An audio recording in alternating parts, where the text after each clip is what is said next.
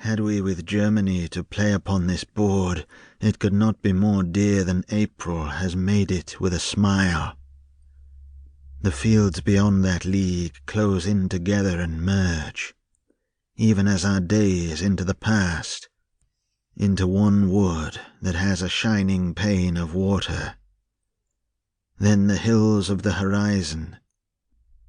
That is how I should make hills, had I to show one who would never see them what hills were like.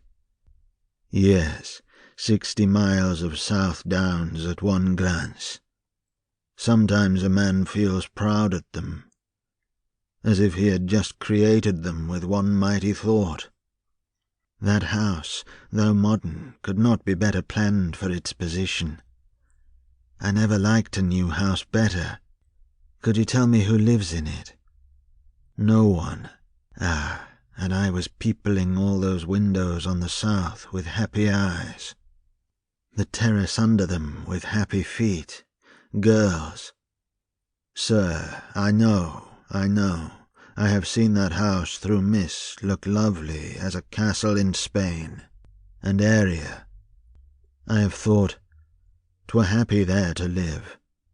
And I have laughed at that, because I lived there then. Extraordinary. Yes, with my furniture and family still in it, I knowing every nook of it and loving none, and in fact hating it. Dear me, how could that be? But pardon me. No offence. Doubtless the house was not to blame. But the eye watching from those windows saw many a day, day after day, mist like chaos surging back, and felt itself alone in all the world, marooned alone.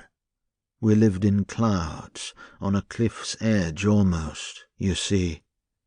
And if clouds went, the visible earth lay too far off beneath and like a cloud. I did not know it was the earth I loved until I tried to live there in the clouds, and the earth turned to cloud. You had a garden of flint and clay too. True, that was real enough. The flint was the one crop that never failed. The clay first broke my heart, and then my back, and the back heals not. There were other things real too. In that room on the gable a child was born, while the wind chilled a summer dawn.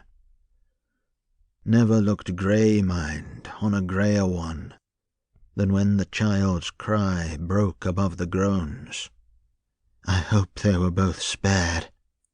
They were. Oh yes, but flint and clay and childbirth were too real for this cloud castle. I had forgot the wind. Pray do not let me get on to the wind. You would not understand about the wind. It is my subject, and compared with me, those who have always lived on the firm ground are quite unreal in this matter of the wind. There were whole days and nights when the wind and I between us shared the world, and the wind ruled, and I obeyed it, and forgot the mist. My past and the past of the world were in the wind. Now you may say that though you understand and feel for me, and so on, you yourself would find it different. You are all like that, if once you stand here free from wind and mist. I might as well be talking to wind and mist. You would believe the house agent's young man, who gives no heed to anything I say. Good morning. But one word.